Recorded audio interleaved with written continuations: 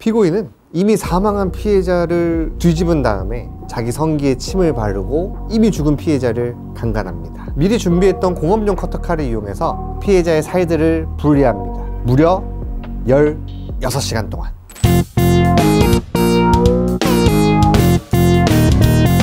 안녕하세요.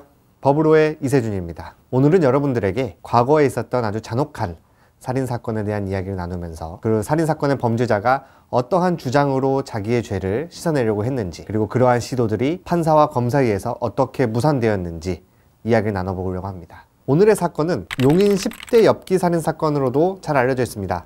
2013년 7월이었어요. 우리 피고인은 고등학교를 중퇴하고 카페에서 알바를 하는 19살, 그리고 피해자는 미용학원을 다니던 17살 평범한 소년과 소녀였습니다. 피고인은 새벽 5시 30분쯤 자기의 친구와 술을 먹다가 모텔을 가서 잠을 잡니다. 그리고 낮에 일어나서 피해자를 카톡으로 부릅니다. 피해자가 이 모텔에 온 게 오후 2시 40분 정도였어요. 그렇게 이제 피해자와 친구 그리고 피고인 3명이서 모텔에서 TV를 봅니다. TV를 보다가 친구가 안과에 간다고 나가요. 그래서 피고인이 안과에 가는 친구를 데려다 주기 위해서 같이 나갑니다. 그런데 피고인은 그때 나가서 마트에서 커터칼 2개를 삽니다. 하나는 공업용 큰 커터칼이고, 하나는 우리가 일반적으로 쓰는 문구용 작은 커터칼, 2개의 커터칼을 삽니다. 그리고 모텔로 돌아와요. 돌아온 시간이 한 오후 4시 한 40분 정도. 그리고 또 셋이서 이제 뭘 하고 놀았는지 모르지만 셋이서 놉니다. 그리고 한 오후 7시 30분쯤 친구가 이제 자기 여자친구를 만난다고 밖으로 다시 나가요.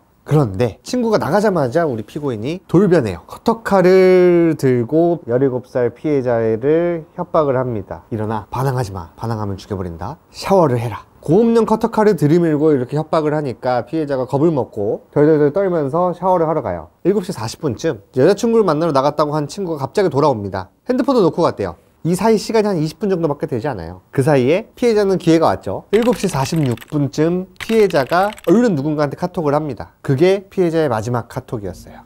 피해자가 누군가한테 연락하는 걸 본 피고인은 순간 화가 나서 피해자의 핸드폰을 뺏고 넘어뜨린 다음에 그대로 목을 졸라서 죽입니다. 그래서 피해자는 경부 압박에 의한 질식사로 사망해요. 근데 더 문제는 죽인 다음이에요. 피고인은 이미 사망한 피해자를 뒤집은 다음에 자기 성기에 침을 바르고 이미 죽은 피해자를 강간합니다. 그리고 피해자의 시신을 화장실로 끌고 가요. 그 다음에 욕조에 넣은 다음에 미리 준비했던 공업용 커터칼을 이용해서 피해자의 살들을 분리합니다. 분리해서 변기에 넣고 버려요. 무려 16시간 동안. 다음날 7월 9일 오후 1시까지 이 작업을 밤을 새서 계속 합니다. 사실 17살 정도면 이제 몸은 다 컸기 때문에 그 양이 어마어마하죠. 한 번에 변기에 넣으면 막힐 것이고 조금씩 잘라서 변기에 버립니다. 그리고 오후 2시 반이 됐어요. 이제 다 버렸습니다. 칼로 자를 수 없는 것들이 있죠. 뼈. 그 뼈를 모아서 모텔에 있는 빨래 수거하는, 세탁물 수거하는 천이랑 또 검은 비닐봉지, 커다란 검은 비닐봉지에다가 담아가지고 자기가 살고 있는 집으로 가져갑니다. 어느 날 17세 소녀가 증발했으니까 누군가 신고를 하겠죠. 그래서 최초의 신고는 피해자의 외할아버지가 신고를 했어요. 경찰이 수사가 시작이 되고, 그리고 같이 있었던 그 친구의 권유로 우리 피고인은 자수를 하게 됩니다. 피고인이 자수를 하면서 이 사건이 이제 세상으로 드러나게 됐어요. 피고인은 총 4가지의 죄로 재판을 받게 됐습니다. 첫 번째는 성폭력특별법에 의한 강간살인, 사체 오욕, 사체 훼손, 사체 유기, 이 4가지로 재판을 받게 됐는데요. 성폭력특별법에 의한 강간살인은 굉장히 센 죄입니다. 누군가를 강간을 하려고 하거나 아니면 강간을 하고 나서 죽이게 되면 성립을 하는데, 형벌이 사형 아니면 무기징역 2개밖에 없어요. 그러면 사체 오욕, 지금은 이게 말이 바뀌어서 시체 오욕죄로 바뀌었는데 그 당시에는 사체 오욕죄였어요. 사체, 유골 이런 것들을 이제 모욕하는 방법으로 행위를 하게 되면은 2년 이하의 징역 혹은 500만 원 이하의 벌금에 처한다고 하는 규정이 있습니다. 그리고 사체 손괴, 이제 시체, 유골 이런 것들을 훼손하면은 처벌을 하게 되는 범죄고요. 이건 좀 세요. 7년 이하의 징역을 주게 돼 있어요. 시체 유기, 누군가의 시체를 이제 유기를 하게 되면은 성립을 하게 되는 범죄입니다. 당연히 이제 강간살인죄는 가장 센 죄겠죠. 이 4가지 죄 중에서 가장 강력한 죄인데, 이 강간살인죄는 2개가 있어요. 일반 형법에도 강간살인이 있고, 그리고 성폭력특별법에 의한 강간살인이 있습니다. 이 2가지의 차이는 어떻게 다르냐면은, 일반 형법의 강간살인은 반드시 강간을 하고 난 다음에 살인을 해야 성립을 합니다. 그런데 성폭력 특별법에 있는 강간살인은 강간을 하지 않아도 돼요. 강간을 하려고 하는 그런 미수를 한 다음에도 성립할 수 있고요. 그리고 흉기를 들고 하거나 2명 이상이서 합동해서 강간을 한 다음에 살인을 하게 되면 성립을 하게 되는 범죄입니다. 이러한 차이 때문에 성폭력 특별법에 의한 강간살인이 훨씬 더 형량이 세요. 딱 2개밖에 없죠. 사형 아니면 무기징역. 어떻게 되든 아주 강한 죄입니다. 2가지 죄가 왜 이렇게 분리되어 있냐면은 누군가를 이제 처벌을 하기 위해서는 그 죄가 굉장히 분명해야 돼요. 일반 형법에 있는 강간살인은 반드시 강간을 한 다음에 살인을 해야 되는 거고, 강간을 하려고 하는 그 미수는 포함되지 않아요. 이건 굉장히 엄격하게 구분을 해야 되기 때문에 새로운 법을 만들어서 처벌을 하고 있습니다. 그 다음에 이제 나머지 3가지, 시체 오욕, 시체 손괴, 시체 유기. 이 죄는 되게 재밌는 게 신앙에 관한 죄로 돼 있어요. 우리가 보면 신성 모독을 의미하는 건가 할 수도 있지만 이제 그런 종교적인 신앙과는 조금 달라요. 신앙에 관한 죄는 이 사자, 죽은 사람에 대한 존경의 감정을 우리 사회적으로 보호해야 된다라고 하는 그러한 취지에서 만들어진 법입니다. 죽은 사람에 대한 존경의 감정을 판단하는 기준은 유족을 기준으로 하는 게 아니라 우리 사회가 일반적으로 가져야 될 이 죽은 사람에 대한 예의, 존경의 감정을 보호하기 위한 법이기 때문에 약간 좀 유교적인 성격이 들어가 있는 법이라고 할 수 있어요. 그리고 또 하나 재밌는 것이 시체를 훼손하면 생기는 범죄들인데, 시체가 뭐냐? 그냥 아무 시체나 다 시체라고 보진 않고요. 사람 모양의 통일체로 결합되어 있는 시체만을 대상으로 해요. 그러니까 봤을 때 이게 사람이구나 라고 딱 느낄 수 있는 정도는 돼야 보호한다는 거예요. 예를 들어서 길 가다가 뼈가 한 조각 발견됐는데 이걸 부러뜨린다 그래서 이제 시체 훼손이나 이렇게 되지는 않고, 그래도 사람의 모양은 좀 구별할 수 있어야 된다. 피고인이 받은 시체 오욕죄. 과연 오욕이란 뭘까요? 크게 보면 모욕으로 인정되는 게 되게 2가지가 있어요. 하나는 침을 뱉거나 이런 거. 또 하나는 이 사건처럼 시체에다 대고 강간을 하는 그런 행위들을 대표적인 모욕적인 행위로 보고 처벌을 하고 있습니다. 시체 훼손죄는 명확하게 물리적인 훼손 아니면 파괴를 해야 성립해요. 이러한 훼손의 정도도 우리가 일반적으로 비교할 수 있는 건 재물손괴죄가 있겠죠. 일반적인 재물손괴죄는 이렇게 부시는 것 외에도 쓰지 못할 정도로만 만들어도 재물손괴죄가 성립을 합니다. 그런데 이 시체에 대한 훼손은 명확하게 물리적으로 파괴를 하거나 훼손을 해야 성립을 해요. 물리적인 훼손이나 파괴가 단순히 훼손이나 파괴를 넘어서 망자에 대한 존경의 감정을 해할 정도는 돼야 이 죄로 처벌을 할 수가 있는데, 일반적으로는 보통 절단이나 분리하는 정도가 해당이 됩니다. 그리고 시체 유기죄가 있었죠. 유기는 무엇일까? 유기는 갖다 버리는 건데, 갖다 버리는 걸 이제 처벌할 수 있을 정도가 되려면은 일반적인 장례 방법에 의하지 않고 내버려 둔 것이라고 표현을 하고 있어요. 일반적인 장례 방법은 뭐냐? 이게 사회적으로 봤을 때 우리가 일반적으로 장례를 하는 방법, 화장이든 매장이든 해야 된다라는 거예요. 그래서 내가 누군가를 죽이고 이 시체를 그냥 가만히 제자리에 두고서 도망가는 경우에는 유기죄가 되지 않아요. 갖다 버린 게 아니니까. 그냥 두고 도망간 거니까. 자, 이 4가지의 죄를 받게 된 피고인. 판결에 나면은 둘 중에 하나입니다. 가장 센 강간살인이 섞여있기 때문에 무조건 사형 아니면 무기징역이에요. 그럼 피고인은 어떻게 자기 방어를 했느냐? 재판 기록을 보면은 피고인의 주장은 3가지였어요. 살아있을 때 성관계를 한 것이다. 그리고 합의하에 했다. 피고인인 내가 그 커터칼을 가지고 손목을 그어서 자살하려고 했는데 피해자가 말렸다. 그래서 화가 나서 내가 피해자를 죽였다. 그래서 나는 강간을 하지 않았고 죽은 사람에 대해서 시체를 오욕하지도 않았다. 요 3가지 주장이었어요. 피고인은 왜 이런 주장을 했느냐? 피고인의 주장대로 만약에 이것이 모두 먹힌다면은 피고인은 강간을 한 것이 아니게 되고 사체를 오욕한 것이 아니게 돼요. 결국에는 그냥 일반적인 살인죄, 그리고 사체 훼손, 사체 유기, 이렇게 딱 3개만 성립을 하게 되겠죠. 일반적인 살인죄는 형량이 사형 무기징역도 있지만 5년 이상의 징역도 있어요. 피고인의 입장에서는 그냥 이대로 가게 되면은 사형 아니면 무기징역 둘 중에 하나인데, 일반 살인죄로 떨어지게 된다면은 5년 이상의 징역도 있으니까 뭔가 좀 희망을 걸어볼 수 있었다고 생각을 한 것 같아요. 그런데 물론 결과는 무기징역이 나왔습니다. 판사와 검사는 이 피고인의 주장대를 받아들이지 않았어요. 왜 받아들이지 못했을까? 이 피고인이 재판에서 펼친 그 3가지 주장을 하게 된 시점은 수사 중간이었습니다. 검찰에서 8번의 조사를 받았는데요. 7번째 조사까지는 모두 다 인정을 했어요. 그대로 인정을 하다가 마지막 8번째 조사에서 피고인의 주장과 같이 합의하에 관계를 한 것이다. 그리고 죽기 전에 관계를 했었다. 이런 식으로 주장을 바꿨는데요. 이 자백에 대한 7번의 자백이 과연 어떤 게 진실이냐에 대한 신빙성을 두고 판사가 판단을 했습니다. 근데 단순히 자백을 한번 했다는 이유로 자백이 진실이고 나중에 바꾼 말이 거짓이다 이렇게 판단할 수는 없어요. 이 자백을 어느 정도 믿을 것이냐, 이건 굉장히 신중하게 따져야 됩니다. 이걸 쉽게 허용할 수 없는 이유는 허위 자백을 할 수 있기 때문이에요. 특히 옛날에 우리가 암울했던 시절에는 고문으로 인해서 허위 자백을 하는 경우가 많았기 때문에 이걸 쉽게 단순히 자백을 바꿨다 그래서 자백이 진실이고 바꾼 말이 거짓이다, 쉽게 단정할 수는 없는 겁니다.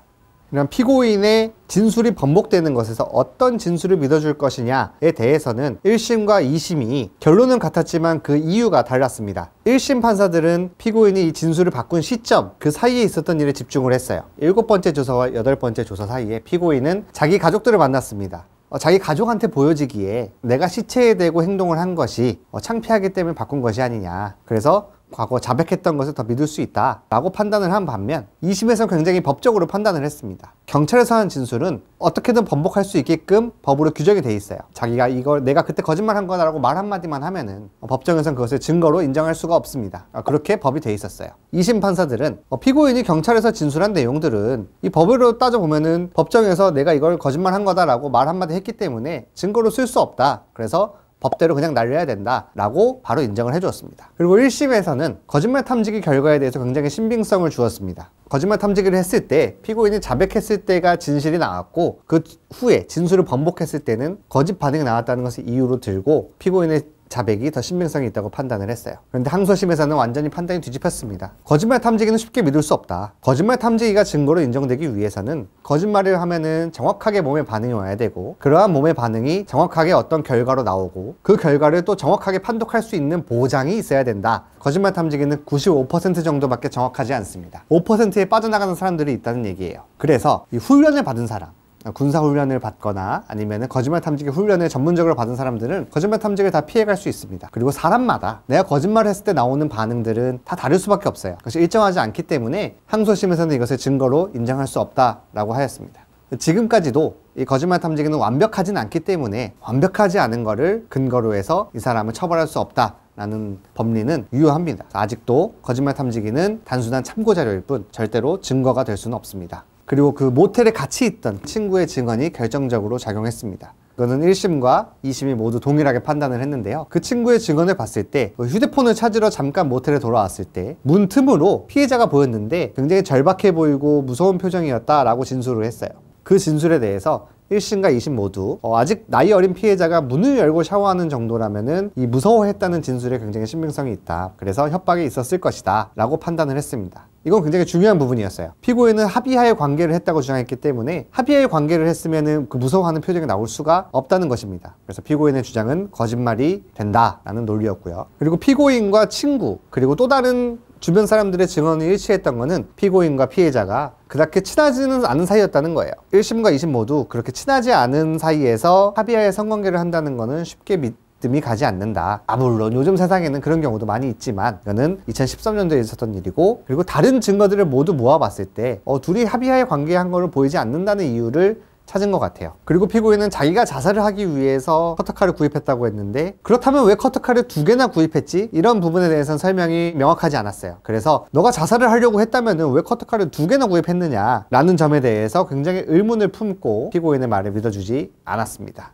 그리고 가장 결정적인 어떤 부분은 피고인이 무려 16시간에 걸쳐서 피해자의 사체를 훼손하는 동안 친구들한테 그거를 실시간으로 문자를 보냈습니다. 내가 지금 이렇게 하고 있다. 나는 무섭지 않다. 라는 문자를 보내고 사진도 찍어서 보내고, 그리고 SNS 계정에도 이러한 자기의 마음 상태를 올렸습니다. 그런데 피고인은 법정에서는 내가 순간 화가 나서 죽였다고 진술을 했어요. 판사가 봤을 때 너가 정말 화가 나서 우발적으로 피해자를 죽였으면은 사체를 훼손하는 동안 침착하게 SNS에 글을 올린다거나 아니면 친구들한테 실시간 문자를 보낸다거나 하는 부분이 설명되지 않는다. 그래서 너의 말은 믿을 수가 없다 라고 판단을 하였습니다. 그래서 결국 1심과 2심 모두 그리고 마지막 3심까지 피고인에게 무기징역을 선고하는 판결을 내렸어요. 검사랑 유족들은 사형을 되게 원했는데 사형은 사실 되게 부담스러워요. 판사도 사람이기 때문에 자기가 어쨌든 결정해서 이 사람이 죽는다는 걸 좀 부담스러워하는 경향이 있고, 사형은 사람 한 명을 죽여서는 쉽게 나오지는 않아요. 사람을 한 2~3명 이상은 죽여야 사형이 좀 생각이 되기 때문에 이 판결문을 살펴보면은 결국에는 얘는 전과도 하나도 없었고 뭐 흉악한 범죄를 저지르긴 했지만 남은 일생을 그냥 감옥에 있는 게 더 고통스럽지 않겠냐 이런 논리였는데, 사건들을 보다 보면 느끼는 거는 좀 판사들도 좀 사형까지는 좀 부담스러워 하는구나 라는 걸 좀 많이 느끼긴 하지.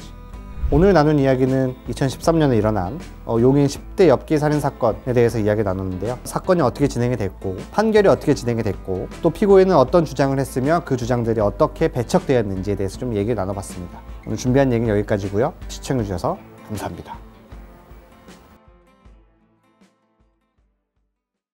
가해자가 미국에서 잡혔는데 이 가해자를 한국으로 다시 데리고 와야 한국에서 재판을 하고 처벌을 할 수 있을 거 아닙니까?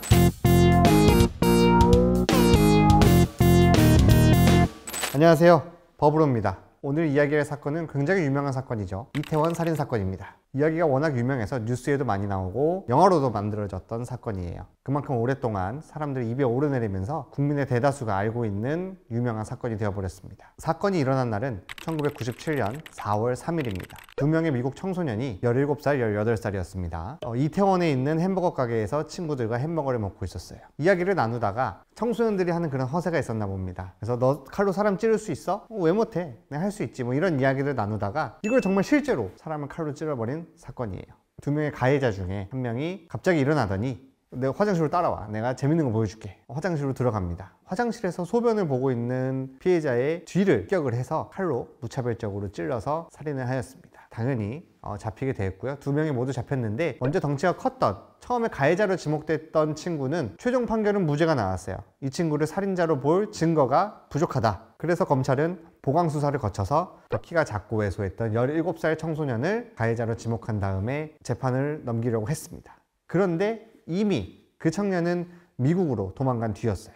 그래서 열심히 미국에서 찾은 끝에 LA에서 이 친구를 찾아가지고 2011년 5월 17일 사건이 발생한 뒤 14년 뒤에서야 이 친구를 체포를 하게 됩니다. 그리고 2011년 12월 22일에 재판에 가해자로 살인 혐의로 재판에 넘기는 기소를 하게 됩니다. 여기서 첫 번째 쟁점이 발생을 합니다. 이 사건의 첫 번째 쟁점은 과연 미국에 있는 이 친구를 데려올 수 있느냐였어요. 이미 미국인이고 미국에 가 있는 사람을 확실한 증거 없이 과연 한국으로 데려와서 재판을 받게 할 수 있는지, 한국으로 송환이 가능한지가 첫 번째 쟁점이었습니다. 가해자가 미국에서 잡혔는데 이 가해자를 한국으로 다시 데리고 와야 한국에서 재판을 하고 처벌을 할 수 있을 거 아닙니까? 그게 난관에 봉착한 거예요. 왜 난관이었냐 하면은 미국 법원이 자국민을 외국으로 보내서 재판을 받게 하는 그런 송환 절차를 밟기 위해서는 7가지의 기준을 통과를 해야 됩니다. 첫 번째는 공적인 사람이 아니어야 돼요. 공무원이 아니어야 됩니다. 그리고 미국과 그 보낼 나라 간에 범죄인 인도 조약이 체결되어 있어야 되고 유죄의 증거가 확실해야 되고요. 공무수행을 하다가 발생한 일이 아니라 오로지 그 미국인이 개인이 저지른 범죄여야 합니다. 그리고 정치범이 아니어야 되고 미국의 법률로도 처벌이 가능한 범죄여야 되고 미국 시민을 외국으로 보내서 재판을 할 만큼 중대한 범죄여야 한다라는 기준이 있어요. 그리고 미국인을 해외로 보내서 재판을 받게 하는 그런 송환 결정 자체도 다퉈야 됩니다. 미국에서 연방법원과 미국 주법원 이렇게 총 각각 3번씩 3심으로 해서 도합 6번의 재판을 거쳐야지 한국으로 데려올 수가 있었어요. 결국 데려왔습니다. 데려와서 한국 법정에서 처벌을 할 수 있게 되었어요. 먼저 가해자는 미국 군인의 자녀였지 미국 군인이 아니었어요. 그러니까 공무원이 아닙니다. 한국하고 미국은 가까운 나라이기 때문에 당연히 범죄인 인도 조약도 체결돼 있었고 유죄의 증거가 확실하다고 생각을 했습니다. 미국 수사기관에서도 유죄의 증거가 확실하다고 하는 그러한 진술들이 뒷받침이 되어졌습니다. 그리고 당연히 공무수행을 하다가 일어난 범죄는 아니었죠. 정치범은 당연히 아니고요. 살인죄는 미국 법률상 당연히 처벌이 가능한 것이고 중범죄는 말할 필요도 없죠. 그래서 미국 법원에서 범죄인 인도 결정이 진행되는 동안 판결이 나서 한국으로 데려올 수 있게 되었습니다. 두 번째 쟁점은 공소시효였습니다. 굉장히 크게 다루어졌던 쟁점인데요. 사건은 1997년에 일어났는데 가해자가 한국에 와서 재판을 받기 시작한 시점은 2015년입니다. 무려 18년이 지난 뒤였습니다.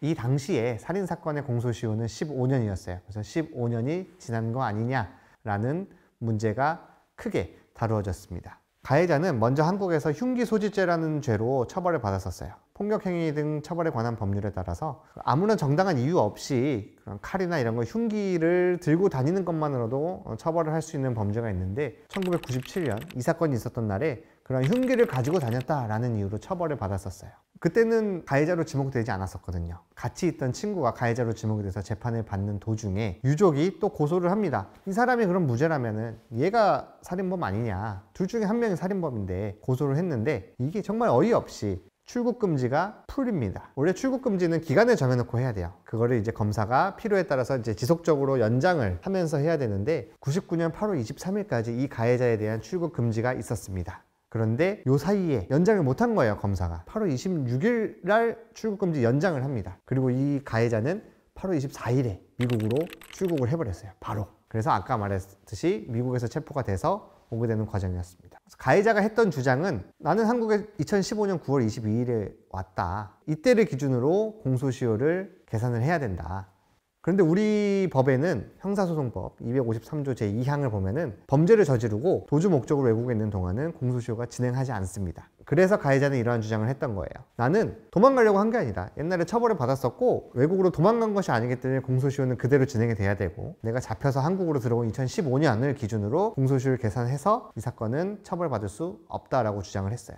그런데 공소시효는 말 그대로 공소시효입니다. 처벌이 끝나는 시점까지를 계산하는 게 아니라 검사가 얘를 처벌해야겠습니다라고 법원에 기소하는 순간 공소시효가 정지가 됩니다. 이게 형사소송법 제253조 제1항에 있는 내용인데 검사가 공소만 제기하면은 공소시효는 당연히 적용되지 않는 거예요. 그런데 검사는 가해자가 한국에 온 시점이 아니라 미국에서 체포되고 나서 7개월 뒤 2011년에 이미 재판에 기소를 한 상황이었어요. 그래서 법원에서는 굉장히 간단하게 이거는 공소시효인데 기소는 이미 2011년에 됐었다. 너가 미국으로 도망간 게 아니라고 하지만 그거랑 상관없이 이 사건은 공소시효가 문제가 발생하지 않는다라는 내용으로 이러한 주장을 배척을 했습니다. 그 다음 세 번째 쟁점은 공소권 남용이었어요. 가해자는 이렇게 주장을 했습니다. 이 사건은 내가 미국에서 체포되자마자 한국에 올지 말지 결정이 되지도 않은 상황에서 검사가 그냥 오로지 공소시효를 정지할 목적으로 증거 없이 기소했기 때문에 이거는 처벌할 수 없다라는 내용이에요. 이 공소권 남용이라는 건 법에는 없고 판례로만 있는 내용인데 검사가 괴롭히지 말라는 내용이에요. 기소 독점권이라고 하는 오로지 검사만 법원에 기소를 할 수 있는 그런 권한이 있습니다. 그래서 이러한 재량권이 있기 때문에 단순히 이러한 직무상 과실이나 이런 걸로는 공소권 남용이 인정되지 않고 검사가 오로지 이 가해자를 괴롭힐 목적이 있어야만 공소권 남용이 적용이 된다. 사실 이거는 판례로는 인정되기는 하지만 실제로 적용될 수는 없는 그런 내용이죠. 그리고 추가 조사는 없었지만 그래도 추가 증거는 여러 개 있었어요. 혈흔이나 이런 것들이 뭐 기술이 발전하면서 DNA 분석도 새로 했을 것이고 현장 사진도 추가로 보충해가지고 내고 그래서 공소권 남용은 해당될 수 없다라는 겁니다. 네 번째 쟁점은 일사부재리 원칙이었습니다. 헌법에서 한 번 처벌받은 죄로는 다시는 처벌할 수 없다라고 규정을 하고 있습니다. 그래서 가해자는 이렇게 주장을 했어요. 나는 그 날짜에 칼을 들고 다니는 행위로 이미 처벌을 받았다. 근데 이것과 비슷한 이 칼을 들고 뭔가 범죄를 한 거를 다시 처벌하면 안 된다. 일사부재리 원칙에 위반된다 라고 주장을 했어요. 뭐 언뜻 보면 일리 있는 주장입니다. 그런데 법원에서는 이 주장을 어떻게 배척을 했느냐? 일사부재리 원칙이 적용되려면 기본적 사실관계가 동일해야 돼요. 이 기본적 사실관계가 동일해야 된다는 건 뭐냐? 오로지 법률적으로 사회적으로 봤을 때 동일한 행동이냐를 보는 게 아니라 자연적 사실관계, 규범적 사실관계 뭐 이런 것들을 다 통틀어서 봤을 때 진짜 이게 동일한 사건이냐를 봐야 된다라고 하는 게 법원의 판례입니다. 이게 동일하냐는 결국에는 판사가 판단을 해라 라는 내용인데요. 이 사건에서 기본적 사실관계가 동일하지 않다고 인정된 것은 첫 번째로는 시간하고 장소가 달라요. 가해자가 먼저 처벌을 받았던 흉기 소지죄는 이 가해자가 이 4월 3일 뿐 아니라 며칠 전부터 계속 흉기를 들고 돌아다녔다라는 거고 이 살인사건은 4월 3일 그 하루에 살인을 하였다. 이거기 때문에 장소랑 시간이 다르다. 그리고 흉기 소지죄는 흉기를 이유 없이 소지하고 다니는 걸 처벌하는 거고 살인죄는 사람을 죽인 걸 처벌하는 거고 이거는 행위 자체가 완전 다른 거다. 기본적 사실관계가 다르기 때문에 일사부재리에 위반되지 않는다라고 판결하였습니다. 다섯 번째 쟁점은 과연 이 가해자가 살인을 한 게 맞는지였습니다. 이 사건은 2명의 가해자가 있었어요. 그래서 첫 번째 가해자가 살인을 했다고 지목이 됐었다가 증거가 부족해서 무죄 판결이 나왔죠. 이 사건의 가해자는 재판에서 내가 죽인 게 아니라 제가 죽인 거다. 나는 살인하지 않았다. 라고 끝까지 주장을 했어요. 유죄를 인정하기 위해서는 이 판사가 합리적 의심 없이 유죄가 입증이 돼야 됩니다. 아무리 심증이 많아도 얘가 90%는 유죄가 맞는 것 같은데 10% 정도 좀 의심 가는 부분이 있다 라고 해도 이 형사재판에서는 어쩔 수 없이 의심이 가면은 피고인의 이익으로 판단을 해야 됩니다. 그래서 그 10% 때문에 무죄를 줘야 되는 상황이 발생할 수도 있어요. 그런데 법원은 이 가해자가 너가 살인자가 맞다. 나는 너가 살인자가 맞는 것을 99.9% 확신이 된다 라고 판결을 하였습니다. 근거는 엄청 많았어요. 판결문만 봐도 한 30쪽이 넘어가는데 그 대부분의 내용이 간단히 설명을 드리면은 피해자가 햄버거 가게 들어오기 전에 너의 그 움직임들, 그리고 너가 범행 직전에 나눴던 대화들, 그리고 이 피해자가 화장실로 들어가는 모습을 묘사한 너의 증언, 같이 있던 사람의 증언, 다른 친구들의 증언, 그리고 부검 감정서, 그리고 진술과 상황이 일치하는 것들을 다 종합을 해봤을 때 너가 범인이 아니면 이게 설명이 안 된다 라고 확신을 했습니다. 자세한 근거들을 보면은 일단 칼은 한 개였어요. 그 장소가 굉장히 좁았고 피해자가 방어를 했던 흔적이 없었습니다. 그래서 공격은 굉장히 짧은 시간에 일어났기 때문에 두 명이 번갈아 찌른다거나 둘이 같이 찌른다거나 할 수는 없었습니다. 무조건 범인은 한 명이어야 말이 된다. 다른 애는 피가 많이 묻어있지 않았고 너는 근데 피가 많이 묻어있었다. 특히 너의 오른손과 왼손 이쪽 팔 부분에 피가 굉장히 많이 묻어 있었다. 너가 찌른 것이 아니면 설명이 되지 않는다 라는 게 굉장히 강한 근거였습니다. 그리고 이 가해자는 이 다른 친구, 얘가 찔렀는데 얘는 마약도 좋아하고 환각 상태에서 저지른 것이다 라고 주장을 했습니다. 근데 이건 뭐 간단하게 반박이 됐어요. 왜냐면 얘는 마약 검사했는데 안 나왔거든요.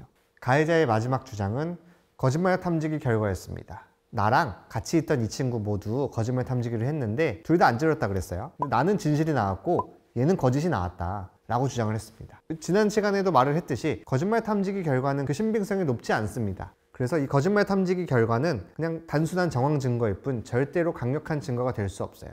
이 사건에서도 거짓말 탐지기 결과는 역시 믿을 수가 없다. 그래서 너가 진실이 나오든 얘가 거짓이 나오든 그건 중요한 게 아니다. 다른 물증들, 상황이나 이런 걸 봤을 때 너가 범인이 아니면 모든 게 설명이 안 되는데 너가 범인이면 정말 모든 것이 다 설명이 된다. 그래서 이 피고인에게 유죄 판결을 내렸습니다. 이 사건은 굉장히 잔혹한 범죄였기 때문에 무기징역 아니면 사형이 나왔어야 되는 범죄예요. 그런데 이 가해자는 징역 20년을 받았습니다. 왜 징역 20년을 받았냐?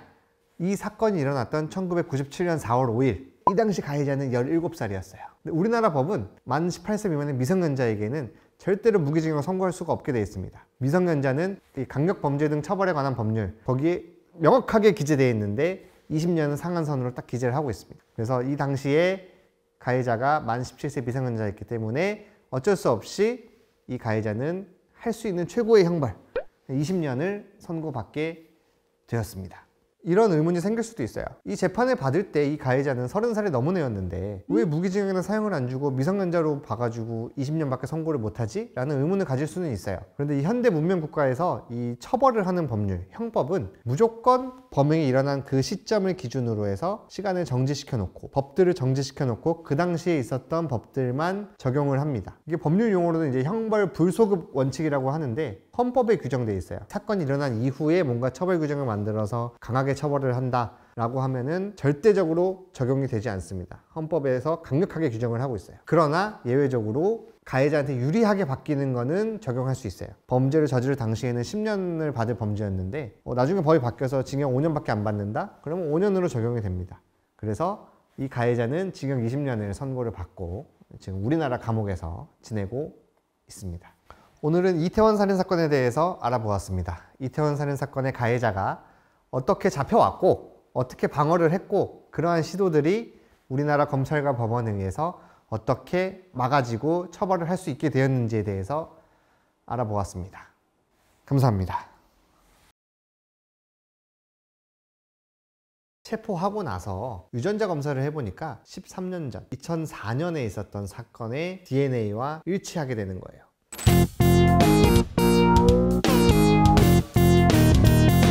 안녕하세요. 법으로의 이세준입니다. 이번 사건은 대구 노래방 살인사건입니다. 이 사건의 재밌는 점은 그 대구 노래방 살인사건 피해자의 돌아가신 분의 아들이 15년 뒤에 경찰관이 돼서 가해자를 잡아낸 사건입니다. 가해자가 체포가 된 사건을 얘기를 해야 될 것 같아요. 2017년 11월 25일이었습니다. 밤 11시에 가해자는 홍두깨라고 하죠. 육모방망이를 잠바에 숨기고 범행 대상을 물색을 하고 있었어요. 범행의 목적은 금품을 빼앗겠다였습니다. 길가를 이렇게 돌아다니던 중에 스마트폰을 보면서 혼자 귀가하고 있던 여성이 범행 대상으로 선정이 됩니다. 그 여성을 따라가서 뒤통수를 홍두깨로 때려요. 그리고 스마트폰을 뺏고 가방도 가져가려고 하던 찰나에 쓰러져 있던 피해자가 일어나서 저항을 합니다. 가방을 줄 수 없다 하면서 이제 가방을 다시 같이 당기니까 얼굴이 보인 거예요. 자기 얼굴이 보이니까 그대로 이 방망이를 가지고 33번을 얼굴을 때립니다. 그리고 가방을 뺏어서 도망간 사건이에요. 이 사건은 강도 살인 미수, 강도를 하려다가 살인을 하려고 했는데 미수에 그쳤다라는 사건으로 체포가 됐습니다. 그런데 체포하고 나서 유전자 검사를 해보니까 13년 전 2004년에 있었던 사건의 DNA와 일치하게 되는 거예요. 그래서 2004년에 일어났던 범죄의 가해자를 검거하게 된 사건이었습니다. 2004년에도 마찬가지였어요. 가해자는 노래방에 가서 새벽에 놀았습니다. 노래방에서 다 놀고 나오려고 하는데 노래방의 그 여자 주인 아주머니가 혼자서 청소를 하고 뒷정리를 하고 있는 걸 본 거예요. 그걸 보고 강간을 해야겠다 생각을 하고 주먹으로 피해자의 얼굴을 때려서 넘어뜨린 다음에 목을 졸라서 기절시켜요. 그리고 강간을 하려고 했는데 이 아저씨가 술도 많이 먹고 나이가 많다 보니까 기능이 좋지 않아가지고 미수에 그칩니다. 근데 또 자기 얼굴이 보였잖아요. 이 가해자는 자기 얼굴이 보이는 걸 굉장히 싫어하는 것 같아요. 신고 당하면 잡힐까봐 그랬을 텐데 주방에 있던 그 과도를 갖고 와서 왼쪽 가슴 부위를 4번을 찔러서 살해를 하고 도망을 갑니다. 2009년에도 비슷한 사건이 또 있었습니다. 2009년에도 이 가해자는 노래방을 갔어요. 혼자 주인이 있는 걸 보고 또 강간을 하려고 합니다. 그 노래방에 있던 마이크 줄로 피해자의 목을 조릅니다. 피해자가 저항을 하겠죠. 누가 내 목을 조르니까 저항을 하는데 그 저항을 막기 위해서 밀었어요. 근데 이제 피해자가 넘어질 때 좀 안 좋게 넘어져가지고 바닥에 머리를 부딪혀서 기절을 합니다. 그리고 이 기절한 피해자를 대상으로 가해자가 강간을 하려고 했는데 이 머리랑 얼굴에서 피가 너무 많이 나가지고 결국엔 하지 못하고 미수에 그쳤다고 합니다. 그리고 이번에도 피해자가 자기 얼굴을 봤다는 거예요. 신고할 것이 너무 무서워가지고 주방에 있는 칼을 가져와서 가슴을 1번, 배를 2번 찔러서 살해를 하고 도망갑니다. 이 두 가지 사건이 일어났을 때는 2004년과 2009년이잖아요. 그 당시만 해도 이 대구에는 CCTV가 그렇게 많지 않았다 그래요. 그래서 CCTV도 없고 노래방 주인들은 어디 뭐 빚이 있는 것도 아니고 원한을 가질 사람이 없었던 거예요. 그래서 잡지 못하고 그대로 오랜 기간 이 미제 사건으로 남아있게 됩니다. 그러다가 2017년에 강도 범행으로 인해서 이 사건이 드러나서 체포가 되게 됩니다. 이 사건의 재판은 그렇게 어렵지는 않았어요. 증거가 확실하고 DNA 증거도 있고 또 강도의 증거도 너무 확실하고 2017년에는 CCTV가 많았으니까 그 범행하는 장면도 다 있고 재판 자체는 크게 문제없이 진행이 됐습니다. 2017년 강도 살인 미수 사건의 쟁점은 두 가지였어요. 강도가 맞느냐 그리고 살인 미수가 맞느냐. 이 강도죄라는 것은 폭행이나 협박으로 사람을 이렇게 위협한 다음에 돈이 되는 물건, 금품을 뺏으면 성립하는 게 강도인데 요즘에는 현금이 많이 없잖아요. 그래서 많이 뺏는 게 이 스마트폰을 많이 뺏어요. 돈이 되는 물건이니까 강도죄가 성립을 하죠. 살인 미수. 여기서 이제 가해자는 나는 살인을 하려고 한 건 아니다. 그냥 때리기만 하려고 한 거다 라고 주장을 했지만 가해자의 의도는 중요하지 않아요. 내가 때리기만 하려고 했느냐 죽이려고 했느냐 라는 의도를 판단을 할 때는 이 사람 개인 혼자만의 의도가 아니라 제3자가 봤을 때 이 판사님이 보기에 이 정도면 너는 죽이려는 의도였는데 이 정도면은 때리려는 의도밖에는 안 되겠는데 라고 판단을 하는 겁니다. 근데 우리 가해자는 이 방망이 가지고 얼굴을 한 번도 아니고 33번을 내리쳤잖아요. 나는 죽이려는 의도가 없었다라고 하기는 쉽지 않죠. 그래서 강도 살인 미수가 그대로 인정이 됐고요. 과거에 있었던 2004년과 2009년에 있던 사건도 그 당시 현장에서는 DNA가 다 채취가 됐었고 이번에 잡힌 가해자랑 DNA가 일치하기 때문에 재판 자체는 되게 부드럽게 해서 유죄가 모두 인정이 됐습니다. 이 사건에서 우리가 좀 생각해 볼 여지는 2017년에 이 가해자가 잡히게 됐잖아요. 그 잡는 시점에서 과거 사건의 피해자이던 아들 경찰관을 수사에서 배제를 해버립니다. 경찰에서 이 경찰관을 수사에서 배제한 이유는 너는 과거에 이 가해자한테 피해를 받은 유족이기 때문에 이 가해자를 대할 때 감정적일 수도 있고 어떤 일이 벌어질지 모르니까 사고를 방지하기 위해서 수사팀에서 배제한다 라고 했어요. 경찰이 이 아들을 수사에서 배제한 거는 좋은 결정이었다고 생각을 합니다. 옛날과 달리 지금 우리 현대 문명 사회에서는 이 복수는 허용될 수가 없잖아요. 그 시점에서 본다면은 그 사고를 방지하기 위해서는 당연히 이 아들은 수사에서 빠져야 되지 않나 라고 생각을 하고 저도 거기에 동의를 합니다. 재판을 할 때는 우리나라는 이거 묶어서 합니다. 한번 재판을 받을 때 밝혀진 범죄가 있으면은 당연히 묶어서 하는 거예요. 한 번에 하는 건데 이 형량을 때리는 게 좀 달라요. 나라마다 조금씩은 다르지만 그 체계는 똑같은 게 우리나라는 묶어서 할 때 가장 센 죄에서 이 뒤에 몇 개가 붙건 1개가 붙건 10개가 붙건 100개가 붙건 이 최고 형량의 1.5배 이상을 못 때려요. 그게 한도가 정해져 있어요. 근데 뭐 이거는 살인죄가 붙으면은 사형의 1.5배는 똑같이 사형이니까 상관이 없는데 미국 같은 영미법계 여기서는 여러 가지 묶어서 할 때 이거 하나하나를 다 때립니다. 그 대신에 여기는 하나하나의 형량이 좀 작아요. 대신 이걸 합산. 그래서 넌 이건 1년, 이건 3년, 이건 2년 해서 너는 6년이다. 이렇게 나오는 거고, 대륙법계는 1년, 2년, 3년이 있으면은 합쳐서 4.5년 이렇게 때리는 거고. 이 재판에서 가장 크게 다뤄졌던 쟁점은 사형 여부입니다. 이 가해자는 무기징역을 받았어요. 검사는 사형을 구형했고 피해자 유족들은 당연히 사형을 원했습니다. 하지만 판사는 사형을 내리진 않고 무기징역을 내렸어요. 판사의 판결문을 보면은 검찰은 사형을 구형했다. 그런데 이 사형이라는 것은 생명을 박탈하는 냉엄하고 궁극적인 형벌이다. 그래서 누구나 정당하다고 인정할 수 있을 만한 사정이 있어야 사형 선고가 가능하다라는 논리로 사형을 내리지 않고 무기징역을 내렸습니다. 그 근거는 이 범죄들이 치밀하게 사전적으로 준비한 게 아니라 되게 우발적으로 충동적으로 일어난 범죄들로 보이고, 정신감정, 심리분석 결과 이런 걸 해봤을 때 이 가해자가 과연 교화가 정말 불가능할 것이냐 라고 보이진 않는다. 이 판사가 볼 땐 그렇다는 얘기예요. 그리고 10년이나 지난 이 오래된 사건들 같은 경우에는 결국엔 이 가해자가 인정하지 않았으면은 끝까지 영구미제 사건이 될 수 있었는데 결국에는 다 인정하고, 그리고 역시 항상 나오는 논리, 영원하게 생명을 박탈하는 사형보다는 그냥 무기징역을 줘서 감옥에 오래 있는 게 더 얘한테 고통스럽지 않겠느냐라는 논리로 결국에는 사형을 내리지 않고 무기징역을 내렸습니다. 당연히 검사도 항소를 했고 이 가해자도 항소를 했어요. 2심에서도 똑같이 무기징역이 유지가 됐습니다. 2심에서의 논리는 간단해요. 이거는 실제 재판에서도 많이 쓰이고 있는 판결인데, 대법원 판결 중에 이런 판결이 있어요. 1심에서 형벌을 받잖아요. 그럼 이 형벌이 정말 합리적인 범위를 벗어나서 이거는 형량이 높든 낮든 유지할 수가 없겠다. 새로운 증거가 나와서 뭐 더 높여야 된다, 더 낮춰야 된다 이런 게 없으면은 그래도 1심 판사의 그런 판단을 최대한 존중해줘야 된다. 새로운 증거 없이 형량을 바꾸는 건 굉장히 신중하게 접근해야 된다라는 판례를 가지고 항소심에서도 1심의 무기징역 판결을 유지했습니다. 여러분들 생각은 어떠신가요? 사형제도가 과연 있어야 되느냐, 없어야 되느냐?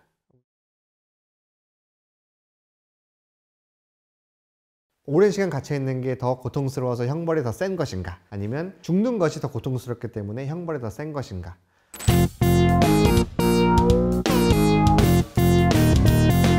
여러분들 생각은 어떠신가요? 사형제도가 과연 있어야 되느냐, 없어야 되느냐? 사형제도에 관해서는 많은 검사, 판사, 그리고 변호사들도 고민을 하고 있습니다.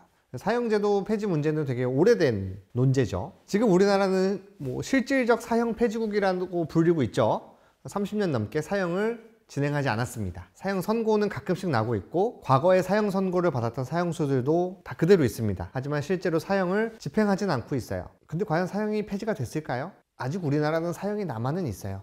실질적 사형 폐지국이라고 말은 하지만 사실 지금도 딱 2명, 법무부 장관하고 대통령만 결단을 내리면 사형 다시 할 수 있습니다. 언제든지 다시 할 수 있어요.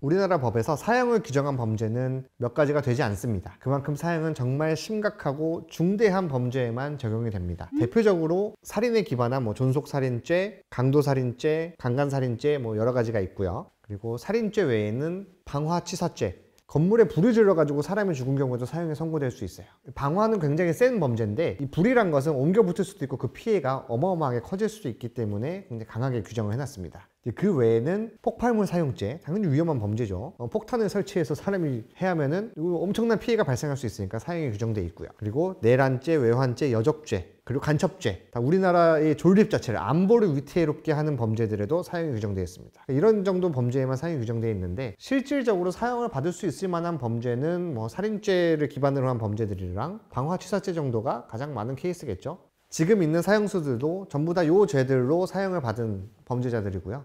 사형제도는 과연 폐지가 돼야 되는 것인가, 유지가 돼야 되는 것인가?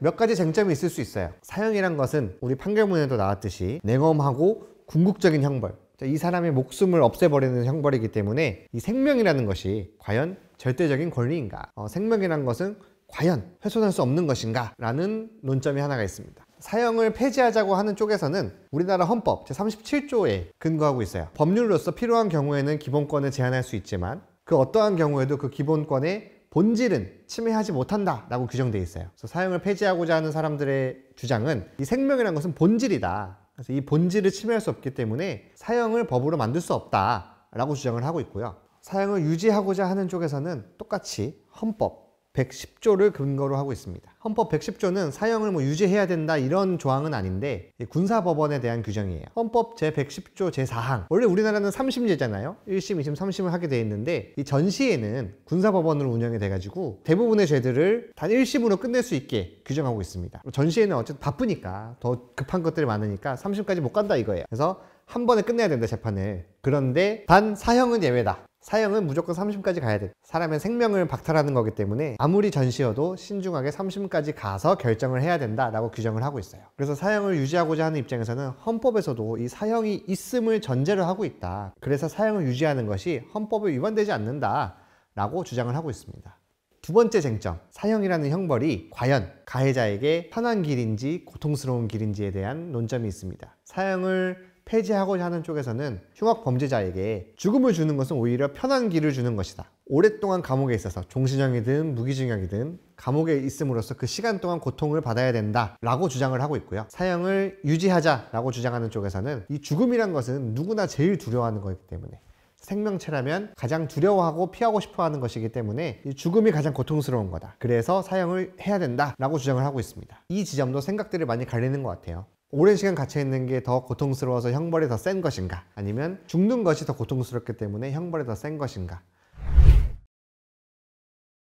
세 번째 논점은 과연 형벌의 목적이 무엇이냐라는 거예요. 사형을 폐지하자라고 주장하는 쪽에서는 이 형벌의 목적이 교화다. 이 사람을 뉘우치게 하고 감옥에 갔다 와서 다시 사회로 돌려보내는 것이 목적이다 주장을 하고 있고요. 사형을 유지하자라고 하는 입장에서는 형벌의 목적은 교화보다는 벌을 주는 것이 더 목적이다 라고 주장을 하고 있습니다. 그런데 우리나라의 이 형법은 교화에 좀 더 비중을 두고 있어요. 세계적으로 봤을 때 형법은 두 가지의 틀이 있어요. 유럽에서 건너온 대륙법이랑 미국과 영국에서 건너온 영미법계 이 두 가지가 큰 틀을 이루고 있는데 우리나라는 대륙법계를 채택을 하고 있습니다. 조금 더 교화에 틀이 맞춰져 있습니다. 반대로 영국과 미국의 근간인 영미법 계통은 좀 형벌에 좀 더 포커스를 맞추고 있고요. 이걸 바꾸자라고 하는 주장이 있을 수도 있는데 바꾸기는 쉽지 않아요. 이거는 단순히 형법의 문제뿐 아니라 사회를 이루고 있는 모든 법의 그러한 계통에 대한 문제이기 때문에 사형만 미국처럼 하자 하는 건 쉬운 문제는 아니에요. 모든 법 자체가 바뀌어야 됩니다. 그래서 쉬운 문제는 아니기는 해요. 그리고 사형을 폐지하고자 하는 쪽에서는 가장 크게 주장하는 게 이제 잘못 판단할 가능성이 있지 않느냐라는 건데 사실 요거는 글쎄요. 요즘에는 기술이 많이 발전을 해가지고 잘못 판단할 가능성이 계속해서 적어지고 있죠. 하지만 어쨌든 재판도 사람이 하는 것이기 때문에 재판을 잘못할 가능성이 0%가 될 수는 없습니다. 이런 주장도 생각을 해볼 필요는 있을 것 같아요. 그리고 재판을 잘못한다라는 의미는 당연히 무죄인 사람을 유죄로 하는 것도 잘못하는 거지만 이 사람이 유죄가 맞다고 하더라도 이 사람이 유죄에 이르게 된 그 과정들 뭐 이 사건이 어떤 사건이라든지 아니면 이 사람에 대한 형량을 잘못 내리는 거 뭐 5년을 줘야 될 형량인데 10년을 내린다든지 이것도 잘못된 판단이기 때문에 이러한 부분도 좀 생각을 해봐야 될 것 같아요. 이 사형제도에 대해서는 조금 생각해 볼 여지가 많은 것 같아요. 양쪽의 입장이 다 그럴듯하고 누구도 틀린 말은 없습니다. 우리 모두 다 각자의 가치관에 따라서 생각을 다르게 할 수 있는 부분이라고 생각을 해요. 그래서 사형죄에 대해서 뭐 여러분들도 생각을 해보시면 좋지 않을까 생각을 합니다. 제 생각은 어떠냐고요? 저도 이건 되게 고민이 많이 돼요. 확실하게 내 입장을 정하기도 좀 어렵고 제가 이제 학교를 다닐 때 교수님이 계셨는데 교수님한테 들었던 일화가 좀 생각이 나요. 그 교수님 판사 출신이었어요. 젊었을 때 판사 시절에 사형 선고를 했다고 해요. 근데 좀 마음에 항상 그게 남는데요. 판사들도 선고를 때리고 나면은 그 당시에는 더욱더 이제 사형이 집행이 되고 있을 때였으니까 내가 맞게 판단한 게 맞을까? 이런 고민을 몇 년째 하다가 이제 본인이 사형 선고를 내렸던 사람을 한번 찾아가 보려고 했다고 합니다. 찾아가 보려고 했는데 이미 사형이 집행돼서 죽은 이후라고 얘기를 하더라고요. 또 그 교수님은 아직까지도 그걸 마음에 품고 있어요. 내가 과연 한 게 맞을까? 너가 진짜 살인을 한 게 맞니? 라는 그 질문을 30년, 40년이 지난 지금도 계속 가슴에 그 질문을 품고 꿈에서도 그 사람을 만나서 질문을 하는데 답을 못 듣고 지낸다고 하더라고요. 이제 그런 걸 보면서 저도 생각이 많아지더라고요. 과연 사형제도가 쉽게 우리가 유지해야 된다, 폐지해야 된다라고 결론을 내릴 수 있는 문제인가? 라는 생각은 저도 들어요. 오늘은 대구 노래방 사건을 통해서 사형제도에 대해서도 이야기를 나눠봤고요. 왜 우리나라에서는 사형이 잘 선고되지 않는지, 왜 법원의 판단과 우리 일반 대중들의 판단이 조금 다른지에 대해서 좀 생각해 볼 시간을 가져봤습니다. 교수님이랑 얘기하면서 내가 든 생각은 사형을 유지하고자 하는 입장은 내가 죽이는 게 아니니까 좀 쉽게 얘기하는 것도 있는 것 같아요. 사형을 해도 누군가는 이 사람을 죽여야 되잖아. 근데 판사든 뭐 교도관이든 이 사람도 정상적인 사람이거든. 사람을 죽이고 싶지 않아요. 이 사람이 아무리 나쁜 사람이어도 이 사람을 죽이자고 하는 사람도 내가 죽여야 된다라고 하면 또 생각이 달라지거든. 어려운 문제예요, 사형제도는. 사형이 있는 쪽은 항상 폐지하고자 막 이러고 있고 폐지한 나라들은 부활해야 된다 이러고 싸우고 있어요.